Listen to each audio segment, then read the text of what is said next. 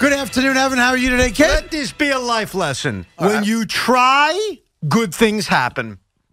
Okay. You know what that means? No one knows what that means. I believe, yes. I think it's a great lesson. You probably had a chat with your son, who's not fully potty trained yet, and you said, Jet, No. if you try, good things will happen. That wasn't even the conversation. If you try, like, I don't know, to play defense, to put a hand in the air, Yes. good things will happen. That's why my basketball team won by a lot last night. I mean, you're up by 32 at one point. Well, exactly, and how'd that happen? I mean, because they tried. they tried. Thank yes. you, DeAndre Jordan, for showing up. Appreciate it. Hi, Evan's in a good mood today. I'm That's in a good mood today, Craig. Well, I'm about to sadly put you in a bad mood, and it's really bothersome to me. You know, yesterday we had all these good feelings that, you know, we took a major step closer to normalcy, right? Yes. That major step, of course, is that Governor Cuomo came out and said that for arenas or stadiums that have a capacity of 10,000 people or more, that they will allow fans to now attend games, hockey games, basketball games, whatever it may be. And starting off at 10%, and then as the COVID vaccine reaches more people and the numbers keep coming down, we all believe that those numbers will grow. This was a great story yesterday. I mean, a great story. It's one step closer, and us as fans can be back in the ballpark. But can we really? And I am not picking on the Nets exclusively here, but they're the only team that I know for sure regarding pricing of tickets. And I don't know if you've talked to your guy yet or not. So what I'm about to tell you is news to you. Sure. I am sorry to burst your bubble, sir. My bubble. All right? Yes. So the Brooklyn Nets will have, much like the New York Knicks are going to have, approximately 2,000 tickets for sale. They're all going to do the same thing, meaning if you're a season ticket holder, you're going to get first crack at those tickets, and they will go, it seems like every team is going to honor a seniority basis for those tickets. I'm not sure if you know that or not through your ticket guy at Brooklyn, but that seems to be what every team's going to do to be respectful of the fans that have been with the organization the longest. I think we can both say that's a really good job. Absolutely. That's the way it should be. They're doing the right thing there. The absolute right thing. All right. So then what's the problem? Okay, well, what's the problem? Let's say you're a guy that's been a season ticket holder for 10, 15, 20 years, whatever it is. And let's say the average ticket that you have costs $100 a ticket. That's a lot for most of us, but I get it. That's an investment you're willing to make. You love your team. $100 a ticket. You have 2 tickets. You're $200 a game. You're willing to spend $8,000 on 41 net games or Knick games or Ranger games or whatever it is, right? And I also recognize that the Garden is more expensive for Knicks and Rangers than Nassau Coliseum is for the Islanders or Brooklyn is for the Nets. Correct. So I want to make sure that I'm giving this to you as straight as possible. Here's what the Brooklyn Nets are doing.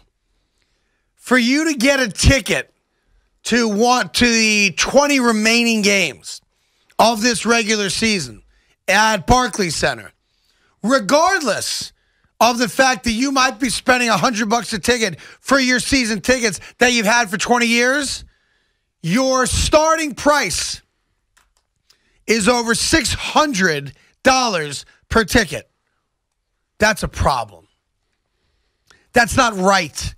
On the heels of letting people feel normal again and be able to buy a ticket to go to their favorite team and watch them play in person, to gouge them because there's a limited number of tickets and there is no doubt that you are going to sell them all.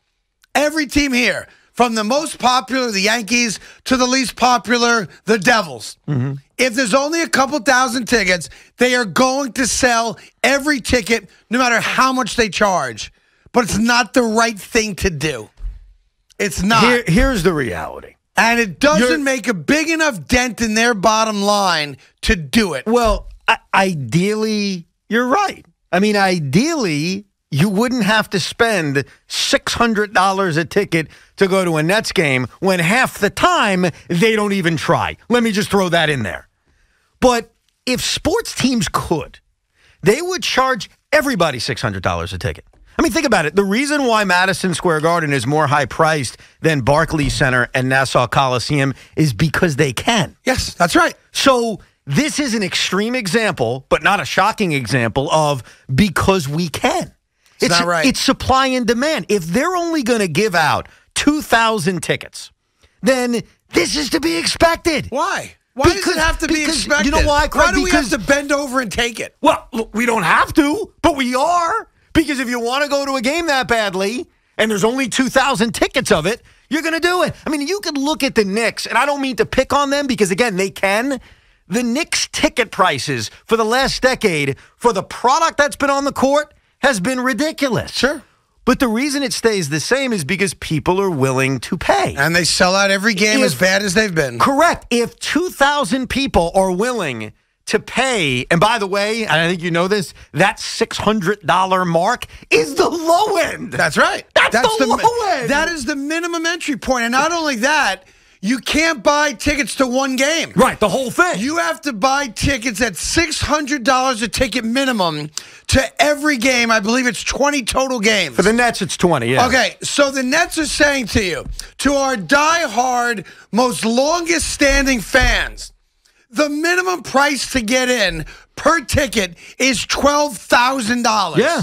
And you know what's crazy? Who buys one ticket? Very few people do. Nobody can. So if you're an Evan Roberts, let's say, a guy that's a diehard fan who's had season tickets for whatever many years you had him, 7, 8 years, whatever it is? Yep. The Brooklyn Nets just said to you, yeah, we're going to give you first crack at him, but you have to buy all 20. You have to give us $24,000 for 20 games. And what we'll do on the back end is we'll guarantee you access to playoff tickets, which, oh, by the way, are going to cost you more. No kidding. And I'll do you one better. Because the Nets know they're going to the playoffs, and they are, obviously, they will come to you, I'm assuming, first week of May. And they will say to you and the other 2,000 suckers, and they will say, you got to give us money now for the playoffs.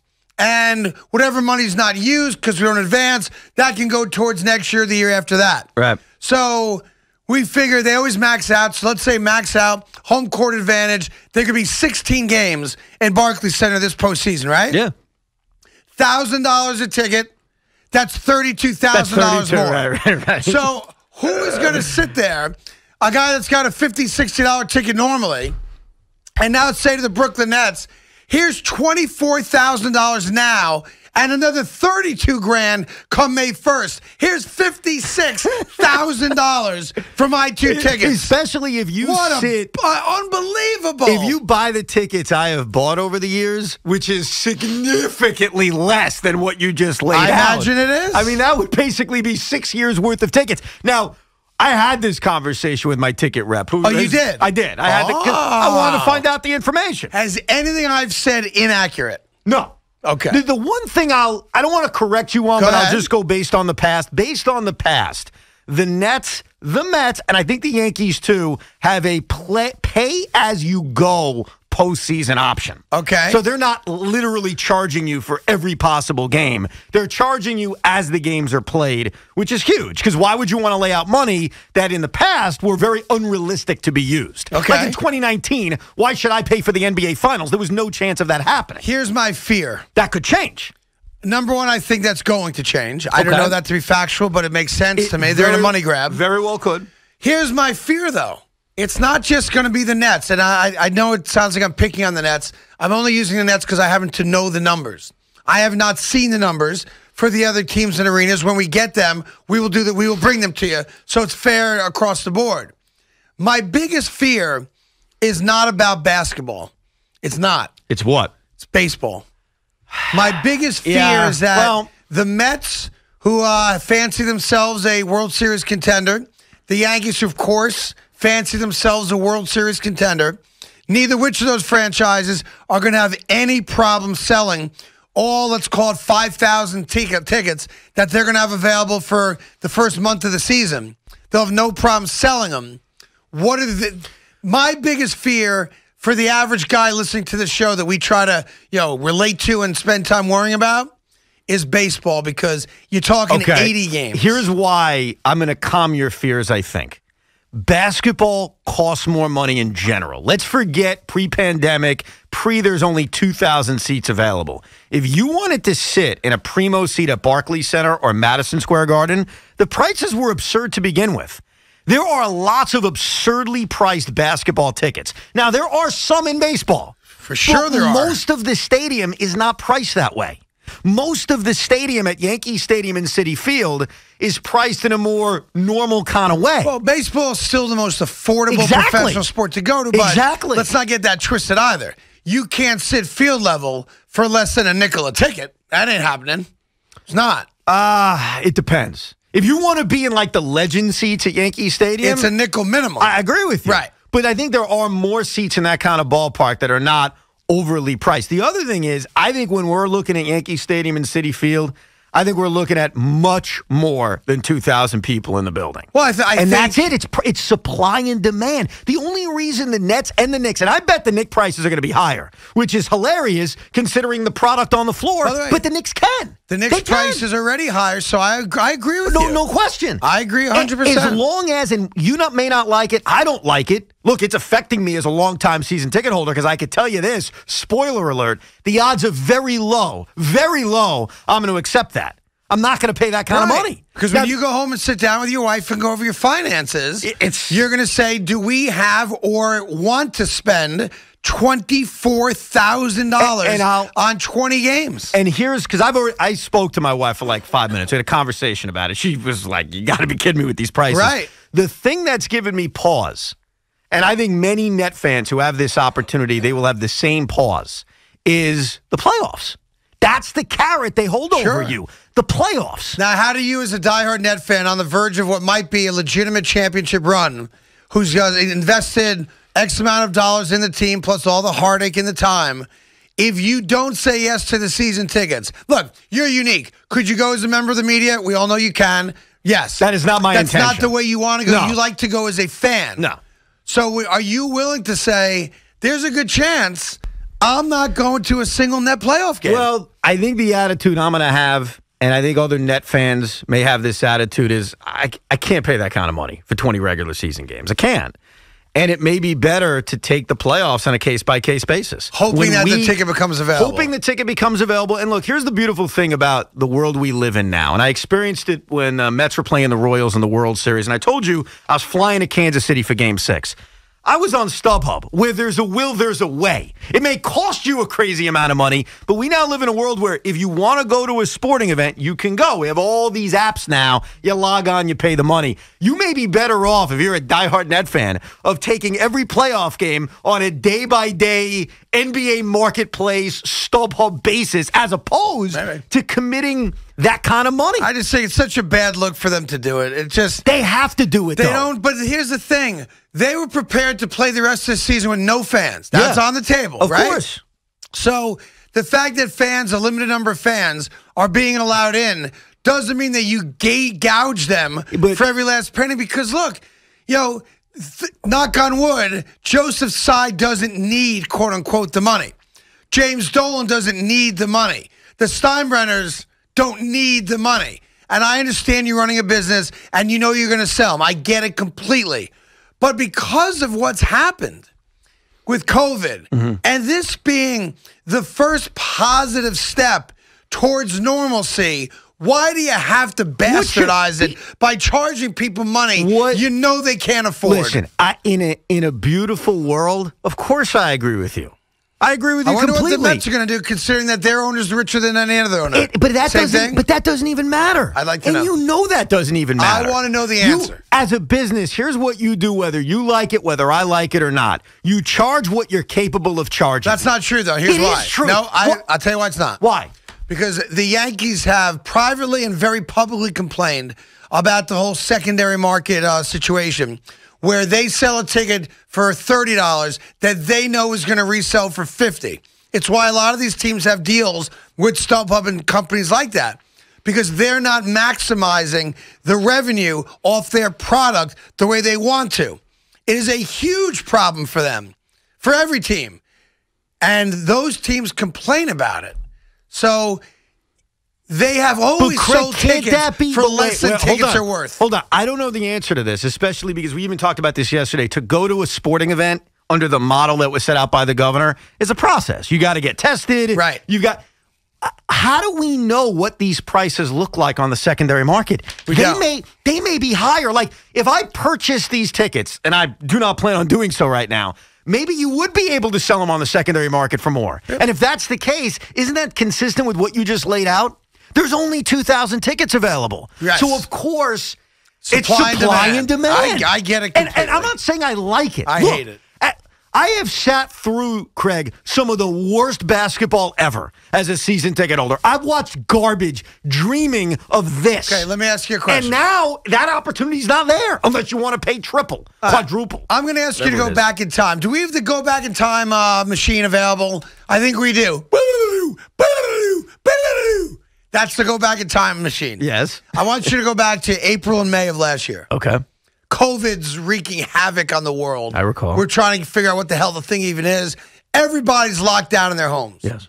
And then once in a while, you put on 17 masks, and you and or your wife or significant other decide, today's the day I go to the market. Mm-hmm. I need stuff. Yes. Right? Yes. And you went to the market, and a lot of stores were guilty of doing what with hand sanitizer? Charging more than they would normally charge. And wasn't there a terrible outcry about that? Yeah, there's a big difference. How dare you price gouge us? That's a necessity. You price gouging sons of bitches. No. That's a necessity during a pandemic as compared to a luxury coming out of a pandemic. And I don't mean to be the supporter of this because, trust me, this hoses me as a season ticket holder. But you can't, it's not fair to compare it. Why not? It's Luxury, the same concept. Luxury versus necessity. Same concept. I don't think it is. You don't need hand sanitizer at home. We thought in April we did. And we thought so. They were charging like double for toilet paper. You couldn't find paper towels anywhere, right? Necessities. Necessities. Is it a necessity for me to be at Barclays Center? A little bit. Close. pretty close to where you live your life. And I'll tell you this. If the Brooklyn Nets are getting $600 minimum per ticket, God only knows what the Knicks are going to get, what the Yankees are going to get. I'll add the Mets to that too. God only knows. Could you imagine if the minimum price ticket to go to a Met game this year is $500? Yeah, but keep this in mind. Oh, my Craig, God. Craig, and tell me if this changes your view at all. Go. So my seat normally at Barclays Center is upstairs. That's why I pay less. Sharing how much it costs? Yeah, $70 a ticket. $70 a ticket. I don't care. So they want to charge you 10 times as much. But I'm not sitting in the same seat. So they are charging probably, and I don't know for sure because I don't sit downstairs normally, ever. They may be charging similar to what they would normally charge for that seat. So if you're the New York Yankees and you're only allowed 5,000 people in, but you're selling some of the high-end tickets and you're charging the high-end prices, aren't you really just doing the same thing? You're just not making available the normally cheaper seat. So like for me, what's not available for me is my normal $70 ticket. It's not as if I'm sitting in my normal seat paying that crazy amount of money. Does that make it better in any way? To me, it does not. Okay. I respect it. I get it. You're sitting in a better seat, quote unquote. Now, I know you love your seat, but no, it doesn't change it at all. Because you know why? It robbed us of the good feeling we had for 24 hours. For 24 hours, we all felt like, yes, I'm going to be back in the stadium, the City Field, the arena, the this, the that, the other. And we all went to bed last night saying, we're almost home. I did have a dream We're about almost back. I can smell the garden popcorn. Yep. I can smell the sausage, peppers, and onions at Yankee Stadium. I wish I could smell the bacon on a stick at Citi Field. And then what did they do? They pulled the rug right out from under us by charging exorbitant prices. So now the average guy who thought he was going to get a chance to go back because he's been a loyal season ticket holder for 25 years, now can't go because they multiplied the cost of the tickets times 10. It's obnoxious. It really is obnoxious. Outside of that, I'm in a great mood. Outside of that, I'm feeling good. I had some jambalaya and some chicken soup for lunch. I spoke to all the kids at Lynbrook High School today. Nice. Oh, yeah. Nice. A big Zoom call. Nice. I gave them a little taste of real life. Very good. Yes. Very nice kids. Great faculty over there at Lynbrook High School. So I enjoyed that chat today. That's good. Lynbrook, Long Island, baby. Yes, never been there. Nice place. Not sure I want to go. Oh, no, Lynbrook's great. Yeah, I told him I would go when I came. Do you know why Lynbrook is called Lynbrook? This is true. Not making it up. Is it a Native American thing? No. It's not. Like Wantagh, Native American. I want you to think. Lynbrook. Lynbrook. Lynbrook. Is it named after Jeremy Lin, Linsanity, and Brooke Lopez, all-time leading scorer in Nets history? Close. No. Try again. It's not named after Jeremy Lin? It's very interesting. All right, tell us the history of Lynbrook. Because many people who lived in Brooklyn moved to the suburbs. I don't buy that. And so it was called Lynbrook. What do you mean you don't buy it? You think I'm just making it up? I do. Google it. Why did they call it Brooklyn? Because it's not Brooklyn. It's There's other Brooklyns out there, though. Yeah, there's a Brooklyn in Maryland. Yeah. I've driven so by why that. did they just keep it Brooklyn? Why did they have to get all fancy schmancy? Why not? Go Lynbrook. It's a good name. Are you sure that's the real story? I think so. I'm like 96% sure. Because that town would have had to have been named like 100 years ago. It was named a while ago. Here it is. The name Lynbrook is derived by dividing Brooklyn into its syllables and transposing them. Wow. A tribute to the original home of many of the town's turn-of-the-century residents. How about that? Since 1912, Lynbrook. I thought all Brooklyn residents went to Staten Island and then Manalapan, New Jersey. No. Apparently back in the day they went to this place. They went to Long Island, baby. There you go. Which, pardon my ignorance. Yeah. Which county is that? That would be Nassau County. That's Nassau County. Nassau County. I always get the counties confused.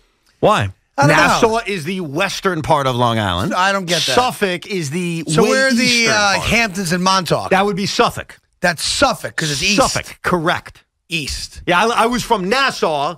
Suffolk was all the way out And then east. what's I a lot of people, my Long Island friends, I'm from North Shore. Yeah.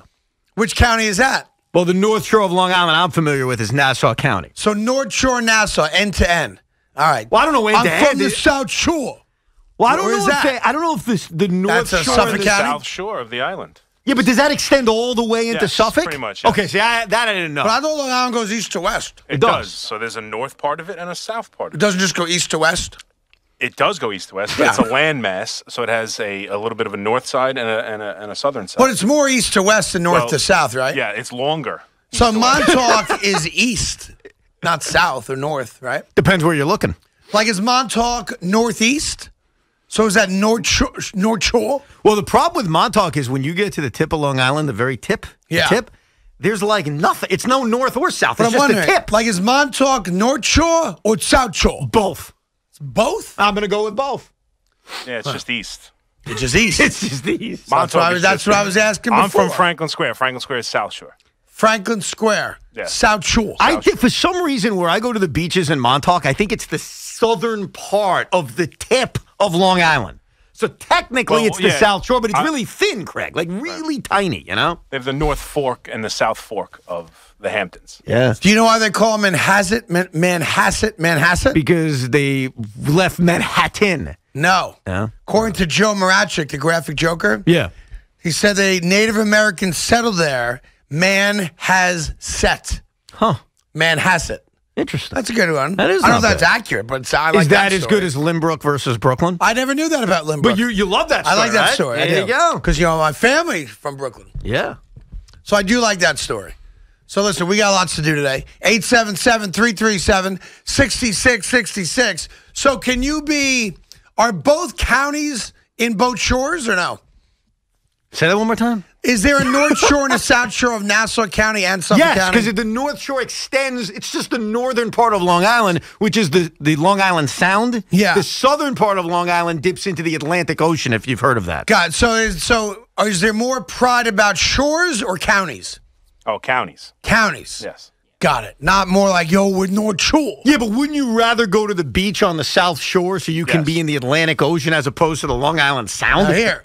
Yeah, but if you're going to divide Long Island, you divide it by Nassau and Suffolk. By county. I get that. My guys on Twitter are saying Montauk is South Shore and North Fork is North Shore. Gotcha. But Okay. they're both east. Very east. That's I don't know the what tip county of that is, though. Suffolk. Suffolk. That's Suffolk. Dude, County, it's yeah. all Suffolk. Once you get all the way Too out confusing there. for me anyway.